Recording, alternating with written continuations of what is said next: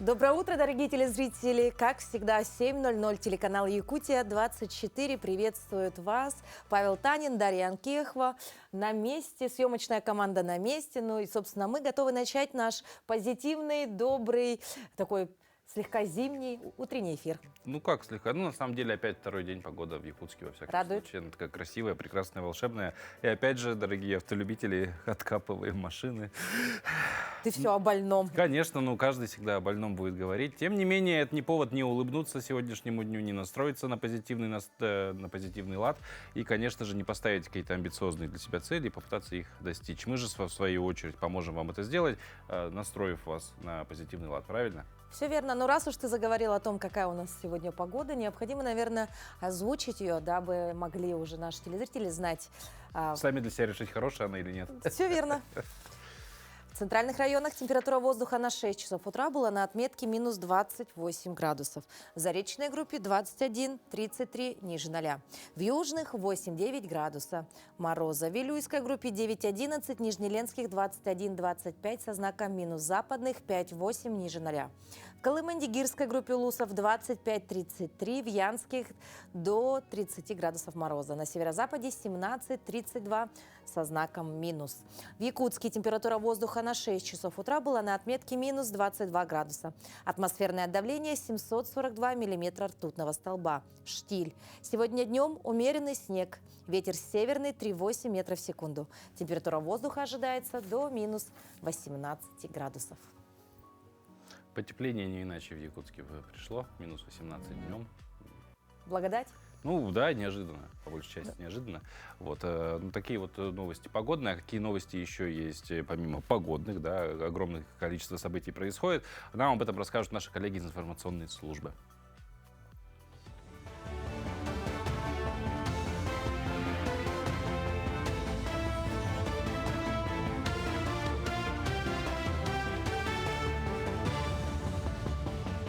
Доброе утро, Якутия. Далее блок новостей. Паромная переправа по маршруту Жатай-Техтюр завершит работу ориентировочно в конце ноября. Об этом сообщил Минтранс Якутии. Вместимость баржи составляет 95-100 легковых либо 25 грузовых автомашин. Рейсы выполняются по мере заполнения. Как отметили в Минтрансе Якутии, в настоящее время скопление автотранспортных средств не наблюдается. Перевозку пассажиров между Якутском и Нижним Бестяхом осуществляют суда на воздушной подушке. На текущий момент отмечается уменьшение пассажиропотока. На линии курсирует 10 хивусов. Тариф фиксированный 2500 рублей. Суда работают ежедневно с 7 утра до 7 вечера. Филиал Государственного фонда «Защитники Отечества» в Якутии продолжает оказывать поддержку ветеранам и семьям участников специальной военной операции. Социальные координаторы сопровождают более 8 тысяч человек, включая ветеранов, уволенных военнослужащих и семьи погибших или пропавших без вести. По состоянию на 1 ноября поступило свыше 28 тысяч обращений, 83% из них уже решены, остальные находятся в работе.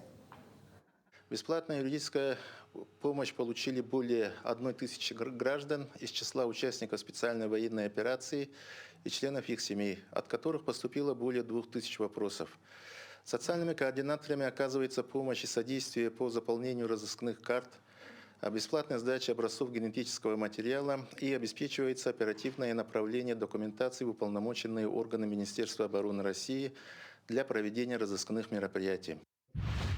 В Якутске прошла 28-я отчетно-выборная конференция Федерации профсоюзов республики. В ней приняли участие депутаты правительства республики, представители профсоюзов с районов, а также работодатели. В рамках конференции были подведены итоги работы организации в Якутии за 5 лет. Помимо этого, одним из ключевых событий стали выборы нового председателя Федерации профсоюзов. Конференция прошла в рамках декады, посвященной Дню профсоюзного работника Якутии, который отмечается 27 ноября. Федерация профсоюзов Республики Саха по численности членов профсоюза самая крупная в Дальневосточном федеральном округе. Она также самая крупная по охвату профсоюзным членством. Практически по всем направлениям нет каких-то затруднений, промахов и упущений. Работа налажена очень хорошо. С социальными партнерами очень тесное взаимодействие. Охват коллективными договорами, отраслевыми соглашениями очень большой. Ведется необходимая работа с молодежью. В информационной деятельности тоже есть успехи. В целом мы гордимся нашей организацией в республике. В постоянном представительстве Якутии в Москве состоялась презентация толкового богословского словаря библейских терминов на якутском языке. Уникальное издание включает в себя 377 словарных статей, которые являются результатом многолетней работы над переводом книг Нового и Ветхого Заветов и разработки библейской терминологии на якутском языке. Словарь издан по благословению инициативы архиепископа якутского и ленского Романа. Работа завершена в год 155-летия Якутской епархии. В следующем году Институт перевода Библии планирует переиздать детскую Библию на якутском языке с иллюстрациями якутского художника Марии Адамовой, пятикнижие в переводе Раи Сибиряковой, а также книгу судеб. Мы ведем более 60 проектов по переводу Библии на всей территории России и бывших республик Советского Союза. Но якутский проект, он у нас особенный, потому что такого отклика, как из Якутии, мы не получали нигде. Это происходит потому, что почва была засеяна еще в конце XIX века при первых нашими предшественниками, переводчиками Библии XIX века под руководством святителя Иннокентия Вениаминова. После новостей поговорим о возможностях, которые сегодня есть у активных якутян для реализации своих идей. Речь пойдет о поддержке гражданских инициатив. Подведены итоги конкурса на получение грантов главы для развития гражданского общества. Это проекты, реальный вклад в улучшение жизни в наших городах и селах. Какие инициативы получили поддержку в этом году? Как гранты вообще помогают менять Якутию к лучшему? Об этом поговорим с гостем студии, заместителем министра по делам молодежи и семьи и социальным коммуникациям в республике Александром Григорьевичем Максимовым. Александр Григорьевич, доброе утро. Доброе утро. И вам доброе утро. Скажите, пожалуйста, сколько вообще заявок было подано на конкурс грантов главы республики? Ну и, собственно, немножечко обо всем этом конкурсе в целом. В этом году впервые в истории республики конкурс проводился на платформе «Электронный бюджет», что наложило на участников определенные требования. Наличие электронной цифровой подписи, программы CryptoPro. Ну и вообще сам сайт для них был новинкой. Но, несмотря на это, некоммерческие организации нашей республики проявили большую активность, большой интерес. Поступило 388 заявок от 325 организаций из 27 городских округов и муниципальных районов. Я могу озвучить топ-5 активных ЛУСов наших. Это Горный район, 33 заявки, Чурапчинский, 27 заявок, Нюрбинский, 26 заявок, Сунтарский, 20 заявок, Верхневилюйский, 19 заявок. Всего было допущено к экспертизе 317 заявок. Ну, такие очень хорошие цифры, да, то есть можно отметить, что в УЛУСах и в районах очень активные, да, граждане, собственно, и участвуют в подобных конкурсах, конечно же, ради получения гранта. Конечно. А можно ли как-то определить сейчас или сказать, какие направления конкурса, наверное, самые востребованные были? Наибольший интерес вызвали следующие направления в порядке уменьшения, убывания, скажу, да? Патриотическое воспитание, молодежная политика, культура и искусство, физкультура и спорт, и наука и образование. Да? Это вот самые, куда больше всего подавалось. Да, совершенно. Но вот вы отметили то, что не все прошли экспертизу, да, заявок одно количество, а прошли не все, да, вот с чем это связано, как проходил отбор и, возможно, какие основные ошибки были для участников и почему они не прошли дальше? Опять же, в этом году впервые, да, экспертная комиссия рассматривала все поступившие заявки на платформе «Электронный бюджет». Все баллы выставлялись на этой платформе, что гарантировало прозрачность и объективность оценки. Было 10 критериев, по каждому критерию 10 баллов. Потом сама же платформа выводила среднеарифметическую и выявляла победителей.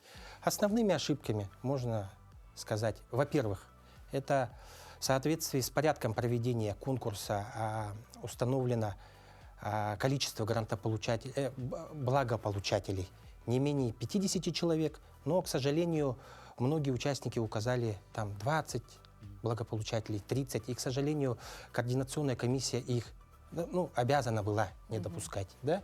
Во-вторых, это сроки реализации. У нас же как, в соответствии с порядком, 1 год для некоммерческих организаций, общее правило, и 2 года на реализацию проекта, это для организаций исполнителей общественно полезных услуг. Ну и многие организации указали там год и 3 месяца, год и 4, больше года получается. И координационная комиссия их, конечно, не допускала. То есть Ну, на много следующий ошибок год, именно да, на такого. следующий год будет уроком. Да, Да. надеемся. Но мы все-таки пока еще в этом году, а можно назвать какие-то, озвучить, наверное, самые интересные проекты, которые поступили? Ну, смотрите, большинство проектов были интересными и, главное, социально значимыми. Но так как эфирное время у нас, я как понимаю, ограничено, давайте я остановлюсь на 3 интересных проектах. да? Давайте. Интересно просто. Да. Автономная некоммерческая организация «Единство». Проект «Вместе поможем своим». Размер гранта составляет 3 миллиона рублей. А суть проекта в чем? Она по-своему уникальна, эта заявка. Да? Получается, собирается команда из числа участников специальной военной операции, и они проводят ремонты для семей военнослужащих. Косметический ремонт, ремонт канализации, отопление, замена оборудования бытового. Да? Достигается 2 цели. Во-первых, адаптация самих участников специальной военной операции гражданской жизни. Да? И, во-вторых, улучшение жилищных условий семей военнослужащих. Вторым я хотел бы выделить некоммерческий фонд, Республиканский фонд развития культуры Якутии с проектом «Мой родной чукотский язык». Размер гранта 3 миллиона 682 тысячи рублей. По данным ЮНЕСКО, чукотский язык сейчас находится в списке исчезающих языков. Проект нацелен на сохранение чукотского языка и культуры. Создается, получается, анимационный сериал. Главный персонаж Ворон, он рассказывает детям культуру. Да? Сам сериал на чукотском языке с русскими субтитрами. И на русском языке тоже вариант. Вот как раз Вот мы сейчас увидим кадры. Вот. Да. наблюдаем кадры, Вот. да. Ну, здорово, интересно. Ну и 3-й проект. 3-й проект – это у нас автономная некоммерческая организация, ресурсный центр поддержки некоммерческих организаций и социальных предпринимателей Таттинского улуса с проектом «Живое ремесло Таттинского улуса». Размер гранта 2 миллиона 153 тысячи рублей. Все мы знаем, что Таттинский улус ценится своими мастерами декоративно-прикладного искусства. И проект нацелен на поддержку народных мастеров и умельцев Таттинского улуса. И им будут передаваться, получается, навыки и знания по продвижению своей продукции, маркетингу, по подготовке социальных проектов, по привлечению инвесторов, партнеров. В целом так. Ну, очень интересные проекты, да, и, наверное, главный вопрос, когда уже участники смогут реализовать их, да, и как министерство будет помогать в ходе реализации? Значит, финансирование поступит участникам, победителям в этом году уже. Реализация начинается с 1 января следующего года по 31 декабря. И, как я уже сказал, для исполнителей общественно полезных услуг составляет 2 года. Это значит по 31 декабря 2027 года уже. Министерство со своей стороны будет оказывать всяческую консультативную помощь, поддержку. Также будут назначены кураторы с органов исполнительной государственной власти, которые всегда будут на связи с победителями. Ну что ж, на этом у нас, к сожалению, да, можно еще больше говорить. Тем не менее, живой пример того, в виде победителя, естественно, что можно всегда придумать хорошую идею, идею общественно полезную, и при этом, самое главное, можно найти поддержку, которая поможет ее реализовать. Это Вот она, свидетельство. гражданская позиция. Если Да. она есть, она явно найдет поддержку в лице, вот, допустим, нашего руководства. Да? Да. Спасибо большое. Мы желаем вам хорошего, продуктивного рабочего дня. Ну а мы продолжаем наш эфир. Спасибо. Вот, только что поговорили о грантах, которые помогают реализовать важные социальные проекты. Ну а ведь некоторые вещи, которые объединяют людей, не требуют большого финансирования на самом деле. Вот, например, аромат свежего хлеба из пекарни. И сегодня как раз отмечается необычный, но такой душевный праздник – День запаха свежего хлеба. Этот теплый знакомый аромат символизирует заботу, уют и гостеприимство. Не случайно хлеб всегда был символом процветания и щедрости. А какие еще события произошли в этот день, узнаем далее.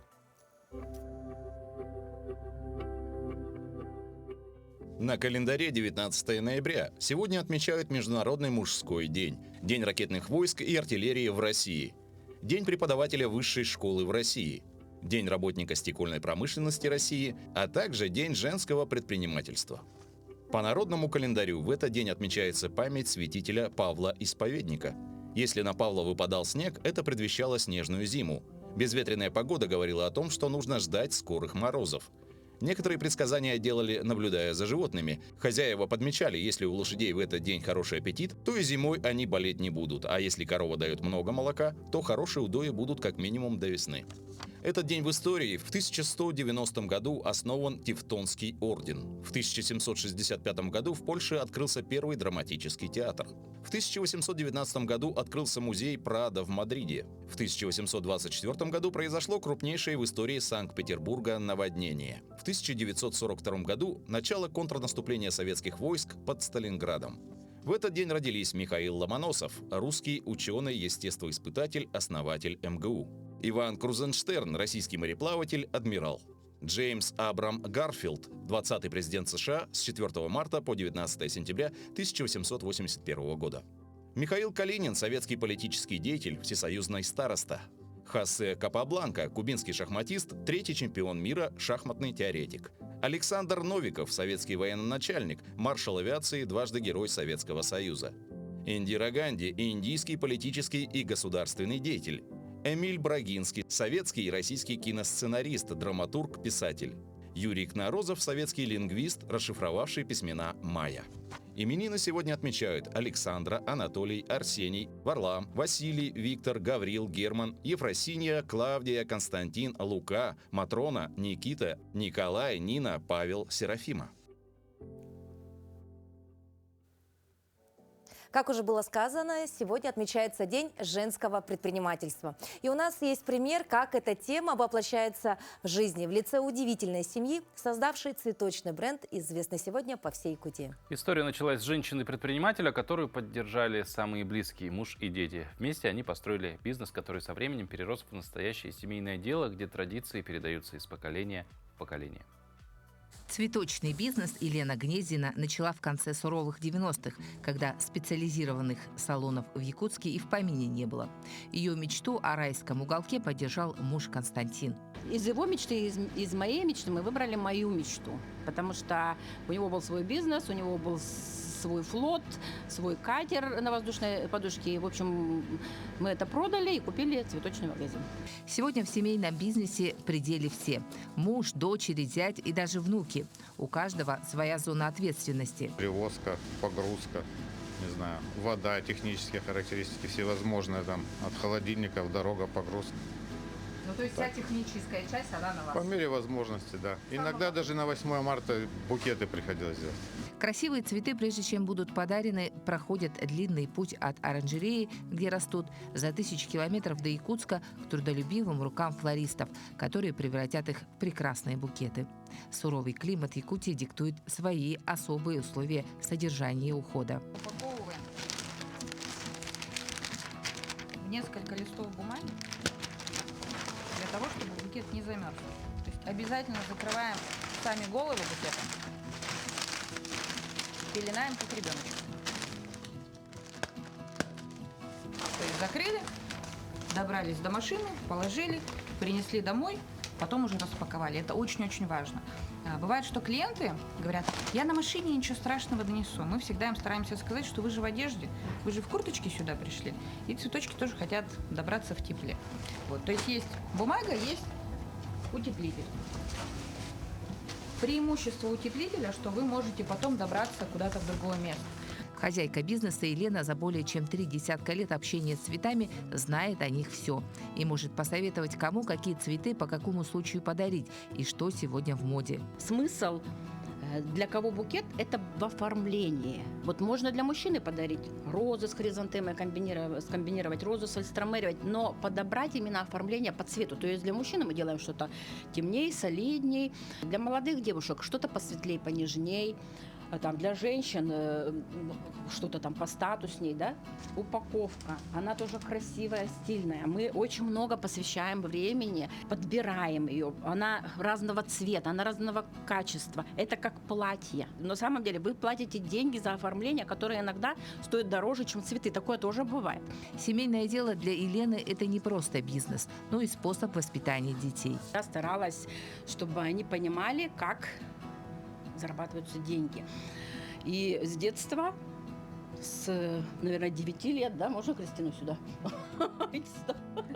С 9 лет, да, это была детская трудотерапия, это старшая дочь, детская трудотерапия, то есть они начинали уже на праздники, все дети бегали, играли, а мои дети делали букетики. Я говорю, поработаем, потом идем играть. И вот они возмущались, да, и вот даже долго, да, они возмущались, но все-таки я считаю, что дети должны понимать и помогать, да.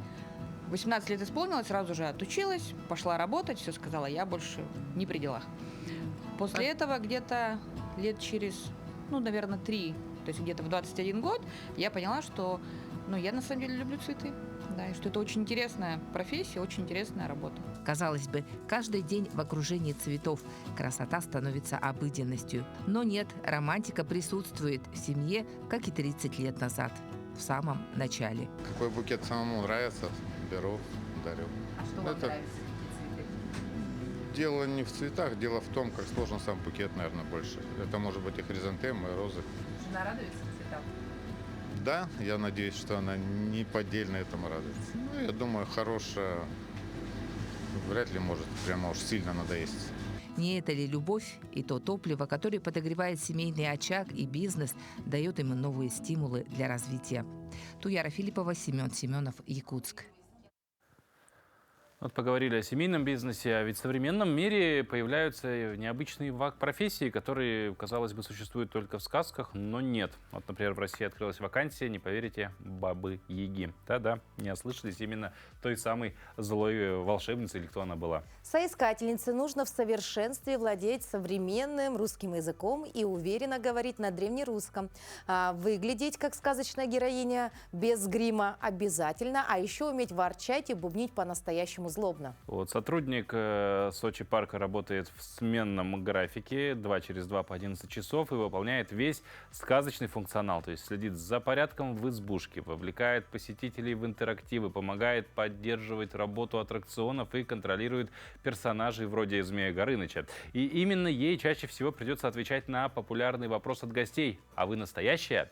И как бы зарплата составляет при этом всем от 250 тысяч рублей до вычета налогов. Основные факты о вакансии. Работодатель предлагает не только высокую зарплату, но и возможность жить прямо в избе, что усиливает эффект полного погружения. Такая подача вакансий подчеркивает стремление парка развивать направление тематического туризма и создавать уникальные рабочие места. Ну вот, знаешь, зарплата в 250, еще и с проживанием, мне кажется, а почему бы и нет? Вообще здорово. Мне кажется, работа Так, мечты. а еще каждый день праздник. Это ж столько эмоций. Ну, работа мечты, как минимум, на этапе, что требования не каждый потянет, там, как минимум, выглядеть как Баба-Яга без грима. Ну, на самом деле, требование странное, но, в принципе, да. Вот это посложнее будет. Это посложнее. Ну, как бы, чем реже, как бы, чем более редкий товар, скажем так, стоит себя дороже, поэтому зарплата большая, потому что, мне кажется, трудно найти такого человека, который прям 100% по все требования попадет. Ну, я думаю, для этого и есть кастинг. Ну, представляешь, сейчас кто-то из наших телезрителей захочет попробовать себя, отправить заявочку и потом... И встретим в Сочи парке. Мы будем земляка. только рады, потому что, ну да, мы это рассказали, человек увидел и попытал счастье, ему захотелось, у него получилось, только почему не порадоваться. От сказочных профессий предлагаем вернуться к реальной заботе о себе. Чтобы покорять карьерные высоты, даже в роли Бабы-Яги важно начинать день с энергичной разминки. Наш спортивный инструктор подготовил комплекс упражнений, который поможет взбодрить тело и настроиться на активный день. Для сегодняшней зарядки нам понадобится только обычный ремень или длинное полотенце.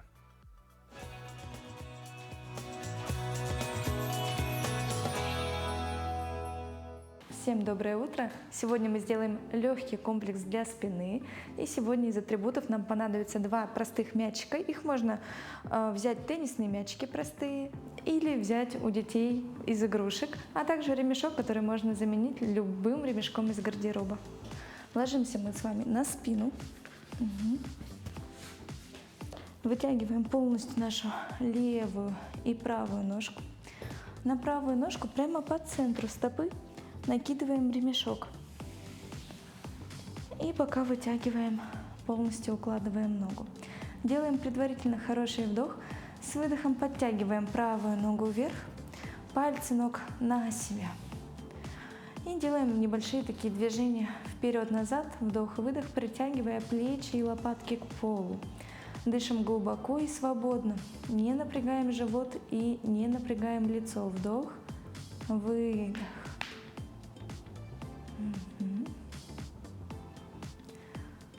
То же самое делаем с другой ногой. Правую ножку опускаем, на левую накидываем ремешок, подтягиваем левую ножку вверх, дышим глубоко и легко, вдох, не напрягаем живот, выдох.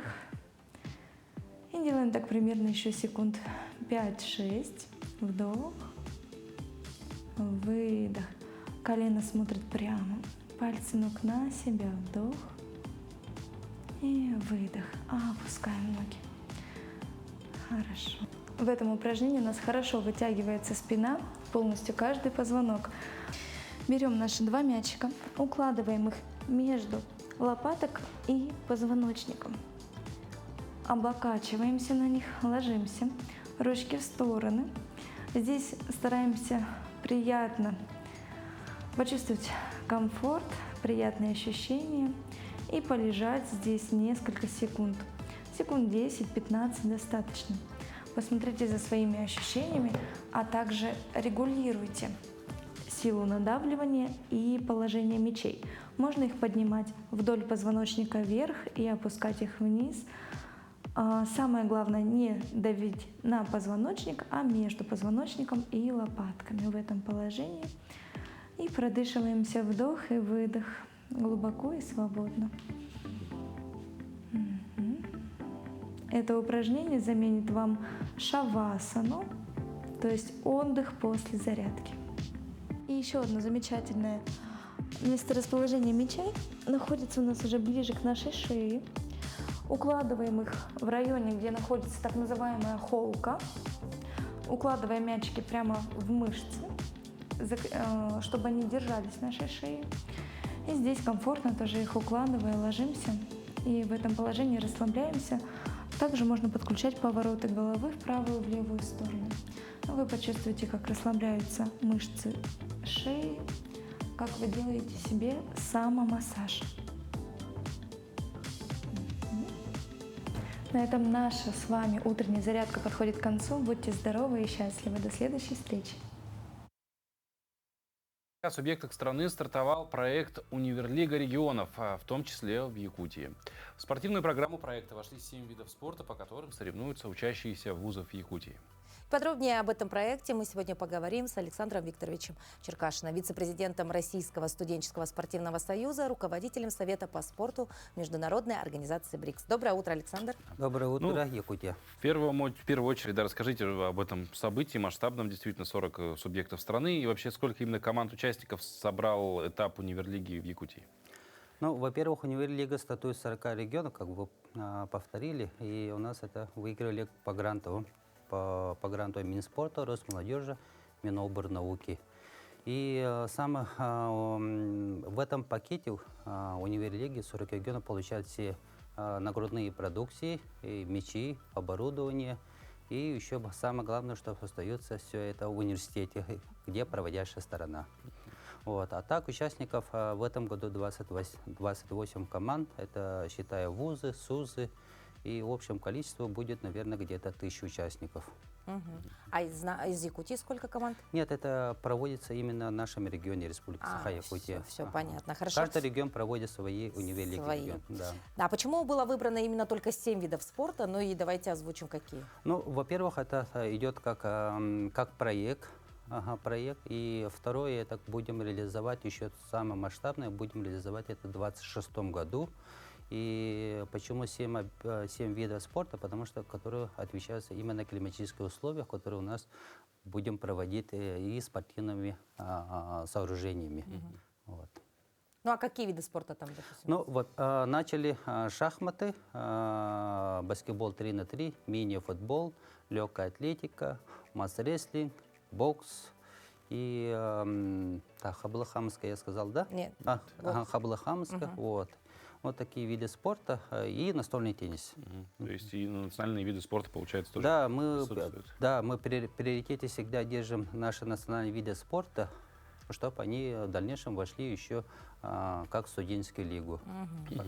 Говоря про спортивные объекты, на каких сейчас проводятся соревнования? Основной сейчас Михаил Владимирович Дегтярев и Оксана Владимировна Лут, который министр сельскохозяйства, подписали договор соглашения, но основное мероприятие в этом году внимание уделялось аграрных вузах. И большинство мероприятий сейчас проходят в Агату и Северо-Восточном федеральном университете. Ну и вот здесь сразу вопрос. А насколько вообще активны СУЗы и вузы республики включились в подготовку своих команд? Потому что обычно же говорят, студенческая жизнь, она активна, некогда заниматься вот чем-то дополнительным, все учеба, сессии. Каждым годом увеличивается систематическое занимаешься физической культурой и спортом. Не только это по возрастным, и основном показатель показывает это молодежь, во-первых. Молодежь – двигатель моды. И такие проекты только объединяют наших студентов. И я думаю, в следующем году мы более масштабно сделаем. И это мы хотим провести такой спартакиада, как летом. Это мы планируем в июне месяце. И раньше, когда вузы участвовали или СУЗы, они участвовали представляя свой вуз или СУЗы. А мы уже в следующем году как отбор делаем. И будут уже представлять не только свои СУЗы, а будут представлять как Республика Саха-Якутия, как сборная республика будет. Ну вот если мы понимаем, что это будет уже как бы сборная республика, да, вопрос сейчас такой, да, что все-таки главная философия универлиги регионов — это просто вот опять же соревнования уже каких-то избранных спортсменов, которые там затачиваются на дальнейшие достижения хотя бы между вузей, да, или все-таки это проект, нацеленный на массовое привлечение в спорт? На массовое. С этого года мы сперва проводим универлига факультетов, они проводят у себя в университете, а потом сборные проходят отбор и представляют как универлиги регионов. А потом через универлиги регионов у нас будет проходить универ-спартакиада российская. И насчет, что это отдает у нас наследие, во-первых, это оборудование остается каждому университету, проводящей стороне. И в следующем году мы даже хотим какие-то ремонты, даже ремонтные деньги будут выделяться на этих мероприятиях. То есть, например, для ремонта спортивных залов? Да, потому что это все равно идет как грантовая поддержка. А есть ли у нас возможность представить Якутию на федеральном уровне? Такие есть у нас, допустим, может быть, уже какие-то звездочки там, да, прям, которые уже можно собрать, как вы говорили, в одну такую республиканскую команду и выезжать уже на какой-то федеральный этап? Да, федеральный этап могу отметить по национальным видам спорта нашим, да, по масс-рестлингу. У нас в конце ноября пройдет чемпионат России по масс-рестлингу. Это Республика Башкортостане, в городе Уфе. И потом уже отберутся, и потом уже на третий день у нас проводится как международный турнир. И там будет уже 18 стран, и иностранных студентов будет соревноваться. Ну, наша команда, наверное, войдет в тройку лидеров как минимум. Да, минимум в тройку войдет. И в федеральном уровне, не только мы на федеральном уровне, мы уже смотрим за рубежом, потому что сейчас Ассамблея ООН в 1957 году подписала, что у студентов нет границы. И в этом году наша сборная России среди студентов участвовала в Германии в универсиаде летнем. Так что у нас такой санкций такого нету. Гимн России не звучит, а там звучит гимн Гаудамус, гимн студента. То есть все едины своим студенчеством. Да. Граждане мира. Да, граждане мира. Ага. Ну и завершая беседу, вообще, как оцениваете уровень подготовки вот якутских студентов-спортсменов вообще на общероссийском фоне? На общем российском фоне мы уже как участвуем. В этом году был международный форум Боря, и как раз был премия. И в этом году участвовало 62 региона по разным. Лучшая студенческая лига, лучший проект, лучший клуб и так далее. Один из номинаций был лучший, как говорится, губернатор и главы развития студенческого спорта в России. И в финал вышли Миненханов, Кадыров и наш глава Арсений Сергеевич. И в общем голосовании Совет Российского студенческого спортивного союза первую премию выиграл наш Арсений Сергеевич Николаев. Вот так. Вот так вот.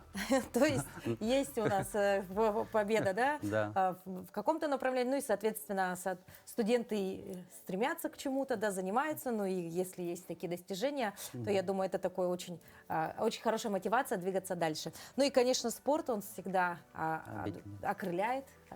Поэтому спортсмены у нас, я думаю, не просто спортивные, но еще и очень так оптимистично настроенные, уверенные в себе. Да. Спасибо большое. Мы желаем, конечно же, студентам побед, таких, знаете, выйти на российский уровень, представить республику, ну и, конечно, вернуться обратно к нам с какими-то достижениями и, может быть, уже встретиться в этой студии и обсудить их победы. Спасибо.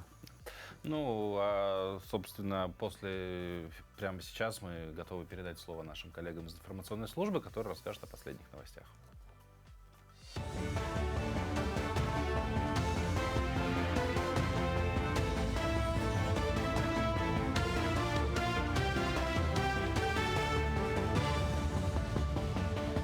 Мы продолжаем говорить о самых заметных событиях этого утра. Владимир Путин подписал закон о целевом обучении бюджетников-медиков. Теперь будущим докторам и фармацевтам необходимо заключать договоры с конкретными заказчиками. Среди них могут быть медицинские организации или государственные ведомства. Определять их будет правительство. Документ не оставил без внимания и органы государственной власти в сфере здравоохранения.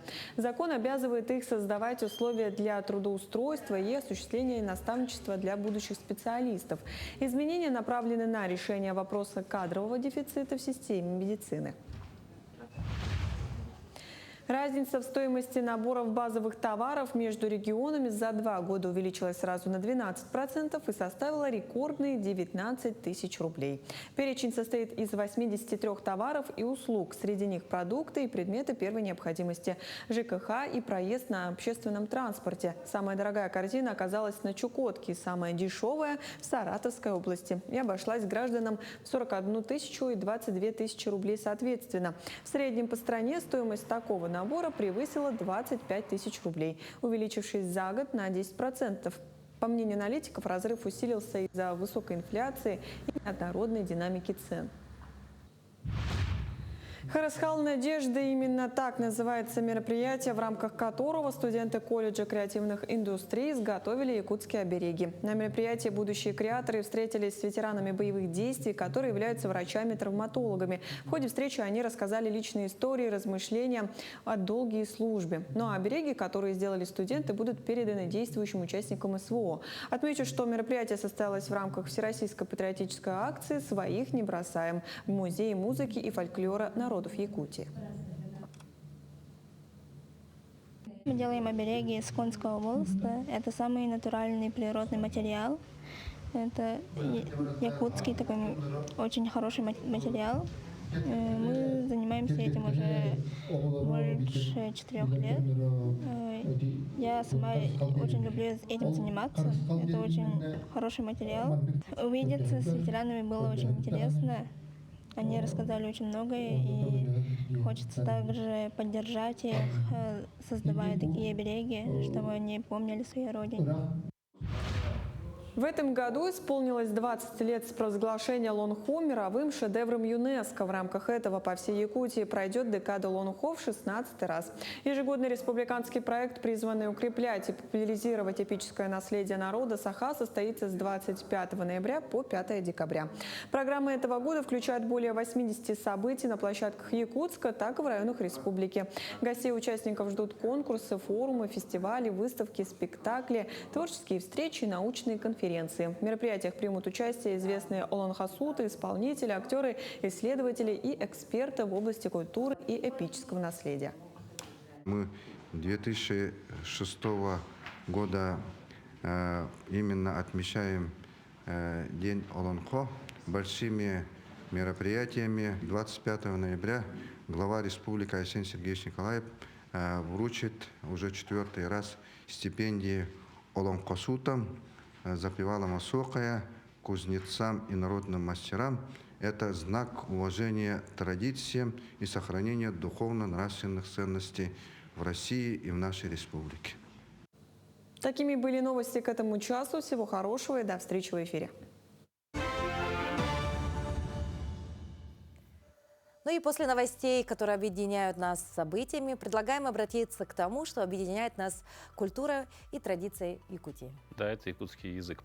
В нашем очередном телеуроке якутского языка мы продолжаем разбирать одну из самых важных тем. Это склонение существительных. И сегодня мы разберем, как с помощью суффиксов показать происхождение, материал или причину действия. Например, как сказать «из Якутска», «из дерева» или «из-за дождя».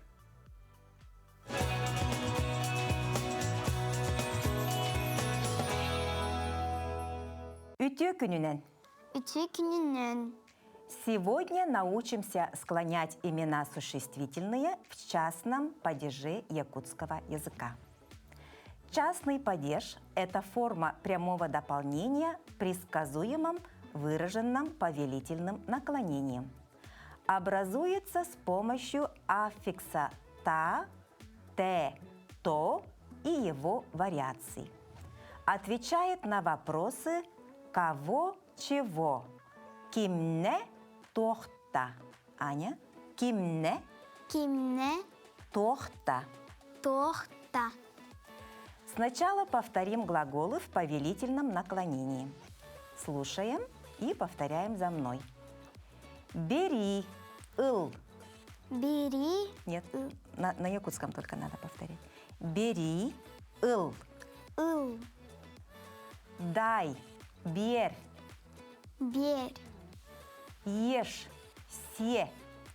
Се. Пей, ис. Ис. Надень, кет. Кет. Приготовь, белемне. Белемне. Собери, хомуй. Хомуй. Построй, тут. Тут. Сшей, тик. Тик.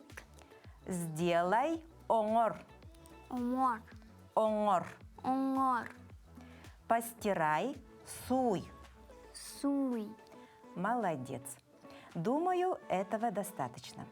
Теперь присоединим к ним существительные в частном падеже. Напоминаю, что дополнение в якутском языке всегда стоит перед глаголом. Повторяем. Бери масло. Арыта, ыл. Арыта, ыл. Дай мясо. Этте, бер. Этте, бер. Ешь хлеб. Килепте, се.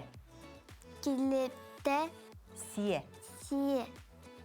Надень шапку. Бергехете, кет. Берге. Бергехете. Берге. Бергехете. Берге. Хете, кет. Кет. Пей молоко. Ütте, ис. Ütте, ис. Приготовь одежду. Таңаста, белемне. Тагаста, белемне. Белемне. Белемне. Собери грибы. Теллейде, хомуй. Телейде, хомуй. Молодец. Замечательно. На этом уроке мы узнали, что в якутском языке есть частный падеж. И он используется в повелительном наклонении с прямым дополнением. Керсё хадери. Керсё хадери. Знание языка помогает нам понимать друг друга, но иногда куда важнее найти общий язык не в грамматике, а в отношениях, особенно между родителями и подростками. Как говорить с детьми так, чтобы слышать и быть услышанным? Почему подростковый возраст становится испытанием для всей семьи? И можно ли сохранить доверие, когда мир меняется так быстро? На эти вопросы ответит наш гость, психолог Анна Шкулепа. Доброе утро, Анна. Доброе Алена, утро. простите, пожалуйста, видимо, будете Анной.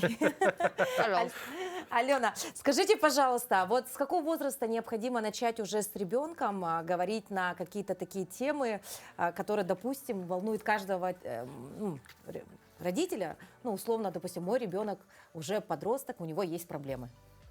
Я думаю, что с рождения надо вообще-то начинать выстраивать отношения. И это тоже интересно про подростковый возраст.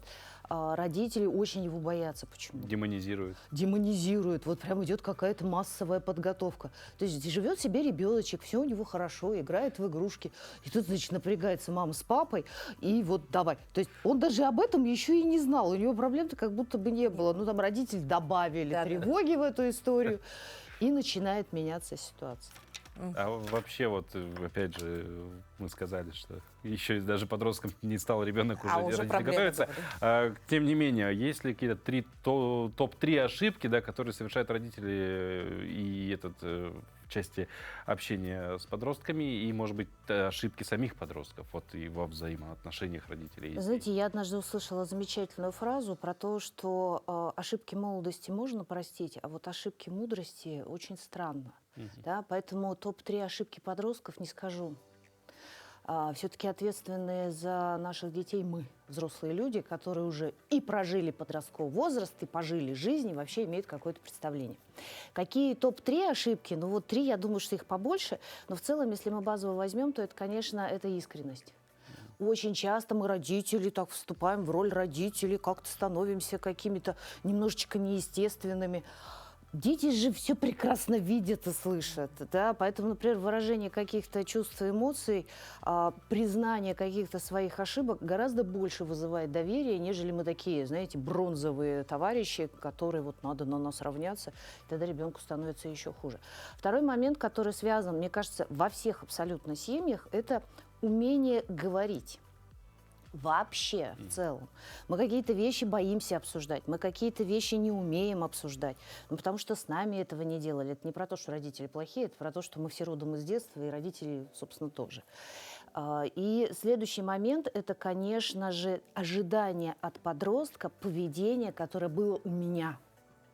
Мы почему-то иногда забываем, что мы вообще дети у нас не почкованием. У нас вообще-то даже с генетической точки зрения ребенок состоит из мамы и папы.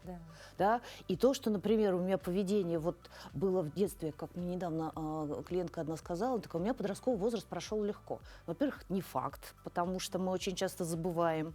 А во-вторых, ну, там, еще у ребенка есть еще родители, он в другой среде, и он может вести себя совершенно по-другому. Ну и тогда, может быть, логично будет задать следующий вопрос, да, какие тогда первые звоночки должны быть, да, вот для родителей в общении с ребенком-подростком, чтобы уже понять, что что-то тут не то. Потому что, опять же, мы думаем одно, ребенок развивается и думает совершенно по-другому. А происходит третье по факту. Да, папа говорит, нет, ты, наверное, неправильно думаешь, я знаю, что там вот так, вот, а все-таки. Есть же, наверное, какая-то, ну, какие-то основные моменты, когда уже нужно по ним, вот опять же, начать говорить о том, что вы говорили, да, или же, возможно, обратиться к специалисту. Ну, к специалисту все-таки надо обращаться, когда надо обращаться к специалисту. Ну, как правило, очень часто тревожные родители пораньше векут в эту историю. Вообще тревожных каких-то таких вот симптомов прям нет. Потому что, например, если ребенок начинает замыкаться, и он не все рассказывает, вообще-то каждый подросток имеет право на тайну. И вообще-то мы не все, давайте вспомним, да, не все своим родителям рассказывали, потому что у нас для этого были причины. И не потому что мы какой-то криминал какой-то скрывали, а мы там, например, защищали тех же родителей, чтобы они лишний раз не волновались. И здесь вот это выстраивание доверия, да, вот это сохранение границ, о которых дети наши кричат и говорят про то, что, ребят, у нас там есть личные, эмоциональные и так далее границы, вот это вот очень сложно учиться взрослым, но именно это помогает обращать внимание на какие-то изменения, которые происходят. Это позволяет прийти к ребенку и сказать: солнце, что-то происходит, я всегда готов тебя выслушать. Не советы дать, не спасти тебя, не там всех вокруг уничтожить и так далее. Выслушать. Ну а вот если мы сейчас все-таки больше обсуждаем, да, с точки зрения вот родителей в отношении подростков, а если поговорить про отношения подростков в сторону родителей, да, вот чего мы, как взрослые люди, часто не замечаем и, наверное, ну, там, забываем про это. Опять же, много говорили про то, что все мы были подростками когда-то, да, и, возможно, нам нужно вернуться где-то ментально в ту область, чтобы быть на одном языке, но, тем не менее, как вот это все может выглядеть для подростков, вся эта история с плохих взаимоотношений? Вы знаете, базовая вещь, которую мы с вами, я думаю, часто замечаем, это, ну, во-первых, что родителям трудно. Трудно принять, что человек взрослеет. Да? И, например, одна из главных вообще потребностей детей и подростков, в частности, это уважение. Да? И очень часто такое: а что его уважать, он еще ничего не сделал, что там на двойке учится, я за что должен? Подождите, а он что, не человек, не личность? Или мы только за заслуги какие-то это делаем? И поэтому вот выстраивание вот этих отношений, да, и подростка очень ранит, когда они в ответ не получают вот этого банального уважения, понимания и выслушивания. И подросток – это человек, которому безумно трудно. Это самый трудный человеческий возраст за всю человеческую жизнь. И мы почему-то все это очень сильно не учитываем. Недооцениваем, да? Да. Он все время почему-то должен, да? Он мало того, что должен, он все время виноват, Да, потому что всё вот время с ним плохой. все время что-то не так. Самое интересное, что ему даже не надо об этом говорить, он так это знает, потому что у него все время там в голове чего-то выстреливает, и он каждый раз даже не может понять вообще, а почему он это сделал. И вот этот вопрос: ты зачем это сделал? Он вам не ответит на этот вопрос, он сам не знает. А Но есть при этом же нельзя вот просто вот как бы только одной похвалой, потому что, ну, момент, мне кажется, воспитательный же должен происходить какой-то. То есть... 100%. Именно поэтому базово мы сначала выстраиваем правила общежития и правила семейные, которым подчиняются все члены семьи. Да? И мы говорим: солнце мое, я понимаю, что тебе очень этого не хочется, но вообще-то вот у нас так принято. И мы с тобой как-то на эту тему договаривались. Конечно, мы не оставляем, это не обязательно, что мы вот ходим и вот так вот дышим. Между прочим, подростков это тоже бесит, когда родители начинают на цыпочках ходить, потому что тебе хочется по-честному поговорить, а ты прям боишься потревожить этого родителя, который там на каждое там вот так вот реагирует. Ну вот про честное поведение подростков. Одно из них – это вот некое проявление, возможно, хамства, возможно, какой-то бунт. То есть хлопнул дверью, скинул трубку, не ответил, не поздоровался, прошел мимо. Но это, наверное, проходил каждый подросток. Но опять же, родители здесь что-то не то. Все, мой ребенок... Солнышко изменилось. Что-то бежать, куда, куда, кому податься. Да? Вот здесь это нормальное поведение для подростка? Если да, то как родитель должен реагировать? Если нет, то, опять же, что должен сделать родитель? Я думаю, что это не только нормальное поведение подростка, это вообще здорово, если он с вами бунтует, потому что хуже, если он не бунтует. Он начнет это делать гораздо позже и очень не вовремя и с более серьезными последствиями. И что-то я, может, здесь вклинюсь, как будто безразличие хуже, чем ненависть. Вполне возможно, да, но здесь не ненависть. Он реагирует так, как он реагирует. И очень часто родители такие вот, они прям так бурно включаются в это. Это надо просто игнорировать. Для него это вспышка, о которой он забыл. Но мы же туда заходим, начинаем воспитывать, читаем лекционный материал. Открываем эту же дверь. Открываем эту же дверь. Да? Там у нас там целая куча. Тем самым подкрепляя это поведение, потому что мы даем очень много внимания. Подкидывая дровишек туда. Да, давай там поругаемся. Что-то как-то, да, так и тянет устроить скандал. Собрали всю семью, да, ты сегодня хлопнул дверью перед моим лицом. Семейные советы. Зачем ты это сделал? Конечно. Как тебе не стыдно, да? И вот это все. Так нельзя делать.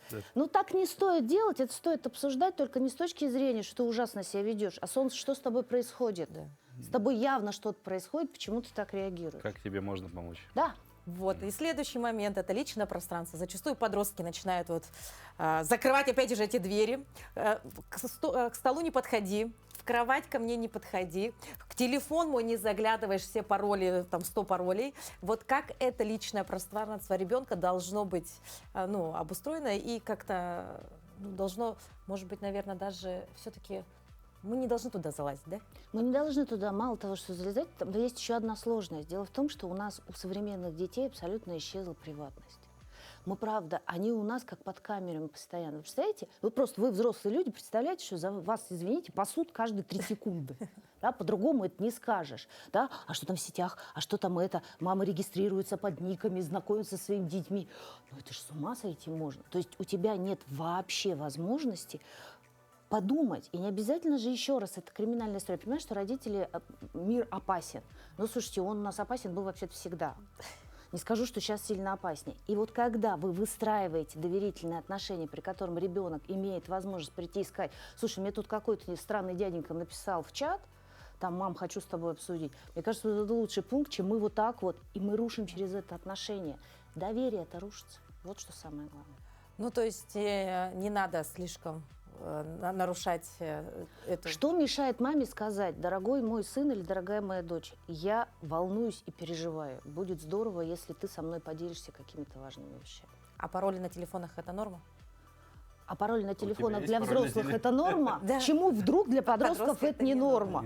Почему мама, которая заходит и говорит: ты зачем дверь закрываешь? А там сидит мальчик, а это мама. Он, в смысле, почему он дверь закрывает? Ты не понимаешь, почему он дверь закрывает? Извините.